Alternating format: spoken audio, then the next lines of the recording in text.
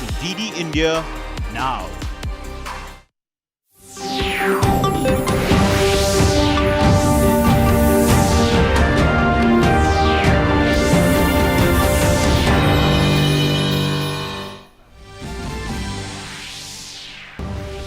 प्रधानमन्त्रिणः नरेन्द्रमोदिनः अद्य सिडनी संवादे मुख्यं भाषणं भारते प्रौद्योगिकी विकासम् अथ क्रान्तिं चावलम्ब्य निजविचारान् उपस्थापयिष्यति। ऑस्ट्रेलियायाः प्रधानमन्त्री अपि सिडनी संवादं सम्बोधयिष्यति।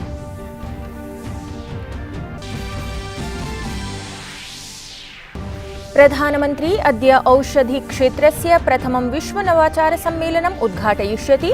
कार्यक्रमः दृश्यश्रव्यतन्त्रमाध्यमेन आयोजयिष्यते। सम्मेलनस्य उद्देश्यः देशे औषधि उद्योगे उन्नतनवाचार पारिस्थितिकी तन्त्रस्य समेधनाय प्राथमिकतासु रणनीतिषु चर्चा अस्ति। संसदः शीतकालिकं सत्रं नवम्बर मासस्य 29 दिनाङ्कतः सत्रं डिसेम्बर मासस्य 23 दिनाङ्कं यावत् च प्रवर्तयिष्यते। सत्रावधौ महत्वपूर्णानि विधायिकार्याणि प्रशासनपक्षतः प्रस्तावितानि सन्ति। भारतेन अफगानिस्तानस्य विकासे सहायतापरकीया स्वीया प्रतिबद्धता पुनरुदीरिता। संयुक्तराष्ट्र सहायताभियाने अफगानिस्तानस्य स्थितौ चर्चा विहिता। भारतेन अन्ताराष्ट्रिय समुदायेभ्यः सर्वसम्भव सहायतार्थं कृतम् आह्वानम्।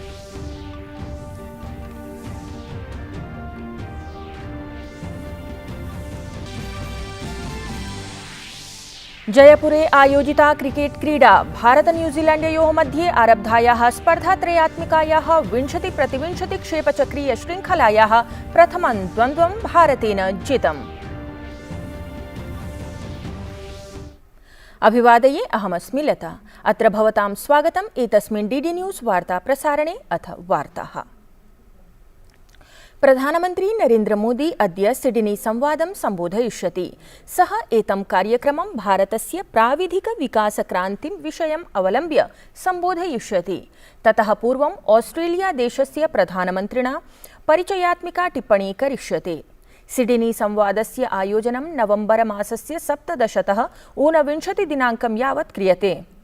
अयं कार्यक्रमः ऑस्ट्रेलिया देशस्य सामरिक नीतिसंस्थानस्य अन्यतमः पदक्षेपः अस्ति। एषः कार्यक्रमः राजनीति व्यापार नवविचारैः नवोदितैः महत्वपूर्णैः च प्रविधिभिः उत्पन्नान् अवसरान् समाह्वानानि च अभिलक्ष्य अवगमन दिशि कार्यं कर्तुम् अवसरान् प्रदास्यति। ऑस्ट्रेलिया देशीयः प्रधानमन्त्री स्कॉट मॉरिसनः जापानस्य पूर्वप्रधानमन्त्री शिंजो आबे च एतं कार्यक्रमं सम्बोधयिष्यतः। प्रधानमन्त्री नरेन्द्र मोदी अद्य सायं 4 वादने वैश्विक नवाचार शिखर सम्मेलनस्य उद्घाटनं करिष्यति। औषधक्षेत्रेण सम्बद्धा एषा प्रथमा शिखरमन्त्रणा भविष्यति। एषः एकः विशिष्टः उपक्रमः अस्ति, यस्य उद्देश्यं भारतस्य औषधोद्योगे नवाचाराय उत्कृष्टपरिवेशस्य संवर्धनम् अस्ति। अत्र शिखरसम्मेलने विभिन्नासु प्राथमिकतासु चर्चायै अथ रणनीतिनिर्माणाय प्रशासनस्य उद्योगजगतश्च प्रमुखाः भारतीयाः अन्ताराष्ट्रियहितधारकाः शिक्षाविदः निवेशकाः शोधकर्तारश्च एकस्मिन् मञ्चे सम्मिलिताः भविष्यन्ति। शिखरसम्मेलने भारतीय औषधोद्योगे उपलब्धेषु अवसरेषु अपि चर्चा भविष्यति, यत्र विकासस्य अपार सम्भावनाः सन्ति। एतस्मिन् द्विदिवसीये शिखरसम्मेलने 12 सत्राणि आयोजयिष्यन्ते। 40तः अपि अधिकाः राष्ट्रियाः अथ अन्ताराष्ट्रियवक्तारः सम्बद्धेषु अनेकेषु विषयेषु विचाराणाम् आदानप्रदानं करिष्यन्ति। अत्र शिखरसम्मेलने जगतः औषधोद्योगानां प्रमुखाः सदस्याः, अधिकारिणः, निवेशकाः, जॉन हॉपकिन्स् संस्थानस्य, अहमदाबादस्थस्य भारतीय प्रबन्धनसंस्थानस्य अन्येषां च प्रतिष्ठितानां संस्थानानां शोधकर्तारः सहभागं करिष्यन्ति। अत्र केन्द्रीयमन्त्री डॉक्टर मनसुख माण्डविया अपि उपस्थितः भविष्यति। संसदः शीतकालिकं सत्रं नवम्बर मासस्य 29 दिनाङ्कतः आरप्स्यते। एतत् सत्रं डिसेम्बर मासस्य 23 दिनाङ्कं यावत् च प्रवर्तयिष्यते। आगामि सत्रावधौ महत्वपूर्णानि विधायिकार्याणि प्रशासनपक्षतः प्रस्तावितानि सन्ति। गतदिने केन्द्रीय मन्त्रिमण्डलस्य महत्वपूर्णम् उपवेशनम् आकारितम्। मन्त्रिमण्डलं सञ्चार सम्पर्कविषयेषु अनेकान् महत्त्वपूर्णान् निर्णयान् कृतवत्। केन्द्रीय मन्त्री अनुराग सिंह ठाकुरः अवदत् यत् प्रधानमन्त्री ग्रामीण मार्ग योजनायाः अन्तर्गतम् अवशिष्टक्षेत्रेषु मार्गाः निर्मास्यन्ते। जनजातीय क्षेत्राणि अपि विशिष्टतया लाभान्वितानि भविष्यन्ति। एतस्यां परियोजनायाम् आहत्य 63,822 कोटि रूप्यकाणि व्ययितानि भविष्यन्ति इति अनुमीयते। आज प्रधानमंत्री ग्रामीण सड़क योजना फेज़ 1, फेज़ 2 की जो रोड कनेक्टिविटी से जो क्षेत्र रह गए थे या left wing extremism hit affected area जो हैं, उनके जो बचे हुए काम हैं उनके लिए भी, और ये जो हमारे ट्राइबल क्षेत्र हैं, जनजातीय क्षेत्र हैं, विशेष तौर पर इनका लाभ मिलने वाला है। जहाँ घने जंगल, पहाड़ और दरिया पार करके भी वहाँ पर सड़कें बनाने का काम किया जाएगा। इन प्रोजेक्ट्स के ऊपर कुल मिलाकर 33,822 करोड़ रुपए का व्यय अनुमानित है। श्रीमता ठाकुरेण उक्तं यत् पञ्चानां राज्यानां 44 जनपदेषु 7,266 ग्रामेषु चलदूरभाषाट्टाः स्थापयिष्यन्ते।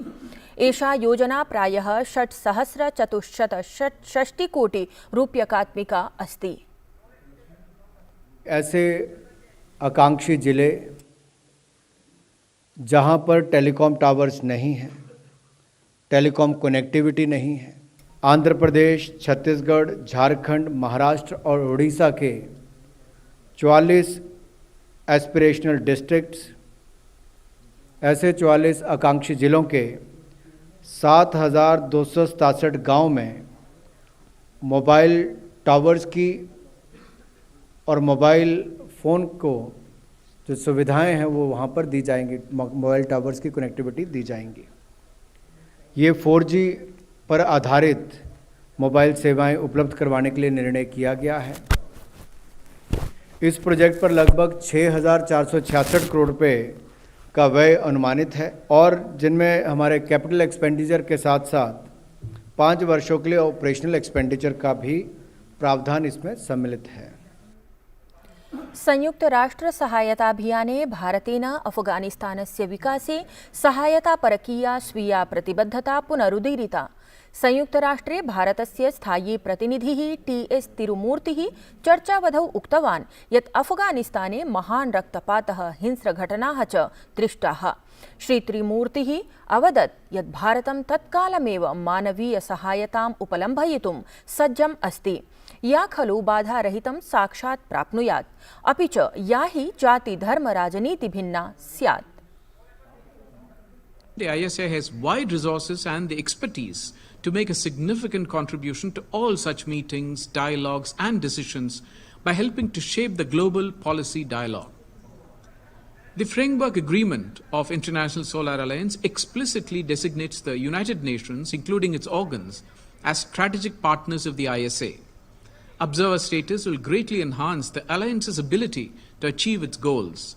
ISA will be able to follow closely the deliberations in the General Assembly, cooperate with the United Nations organs, agencies and programs in implementation of its programs and activities, and benefit from the United Nations network of field offices, its experience in program cooperation with governments, and its wide resources in the development process. प्रधानमन्त्री नरेन्द्र मोदी नवम्बर मासस्य 29 दिनाङ्के उत्तरप्रदेशस्य झांसीनगरं गमिष्यति। निजयात्रावधौ प्रधानमन्त्री तत्र राष्ट्ररक्षा समर्पण पर्वणि रक्षाक्षेत्रेण सम्बद्धानाम् अनेकेषाम् उपक्रमाणां शुभारम्भं करिष्यति। तान् उपक्रमान् च राष्ट्राय समर्पयिष्यति। अयं कार्यक्रमः झांसीनगरे अद्य आरभ्य नवम्बर 19 दिनाङ्कं यावत् स्वतन्त्रतायाः अमृत महोत्सव समारोहस्य अन्तर्गतम् आयोजयिष्यते। रक्षाक्षेत्रे आत्मनिर्भर भारतस्य संवर्धनाय प्रधानमन्त्री औपचारिकरूपेण स्वदेशित्वेन च विकसितानि उपकरणानि सशस्त्रबलानां सेवाप्रमुखेभ्यः समर्पयिष्यति। DRDO इति भारतीय रक्षानुसंधान विकास संघटनेन अथ भेलद्वारा नौसेनायाः पोतेभ्यः निर्मितानि उन्नत इलेक्ट्रॉनिक वार्फेयर रक्षा कवचानि नौसेनाध्यक्षाय प्रदास्यति। अत्रान्तरे भारतीय स्टार्टअप द्वारा विकसितानि ड्रोन यानानि UAV इत्येतच्चापि थलसेनाध्यक्षाय समर्पयिष्यति। अत्र LCH इत्यस्मिन् प्रभाविभ्यः योद्धृभूमिकाभ्यः उन्नतप्रविधयः अपि सम्मिलिताः सन्ति। रक्षामन्त्री राजनाथसिंहः उत्तरप्रदेशस्य मुख्यमन्त्री योगी आदित्यनाथः च गतदिने झांस्याम् आयोजिते त्रिदिवसीये राष्ट्ररक्षा समर्पण पर्व कार्यक्रमे सहभागम् अकुरुताम्। अत्र अवसरे सम्बोधनावधौ रक्षामन्त्री अवदत् यत् राज्ञी लक्ष्मीबाई एतत् सिद्धम् अकरोत् यत् यदि महिलाः उचितान् अवसरान् प्राप्नुवन्ति तर्हि ताः रक्षासुरक्षाकार्येषु प्रभावी भूमिकां निर्वोढुं शक्नुवन्ति। राजनाथसिंहः अवदत् यत् देशः सामरिकीं स्वतन्त्रतां प्राप्तुम् अग्रेसरः अस्ति, अपि च आगामिषु दशकेषु देशे एव रक्षोपकरणानि निर्मास्यन्ते। हमें अपने विकास की यात्रा भी तय करनी है और अपने को पूरी तरह आत्मनिर्भर भी बनाना है।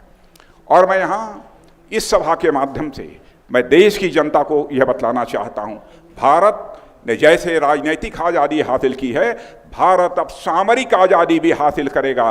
और एक दशक के अंदर इसी भारत के अंदर ऐसे हालात पैदा होंगे कि हमारे सेना के जवानों के लिए जो हथियार इसके पहले तक और अब तक भी काफ़ी हथियार दुनिया के दूसरे देशों से आयात किए जाते हैं, बहनों भाइयों, आगामी 1-1.5 दशक में ऐसे हालात पैदा होंगे कि हम दुनिया के दूसरे देशों से हथियार अपने सेना के बहादुर जवानों के लिए आयात नहीं करेंगे, बल्कि भारत की धरती पर ही भारत के जवानों के हाथे वो हथियार बनाए जाएंगे।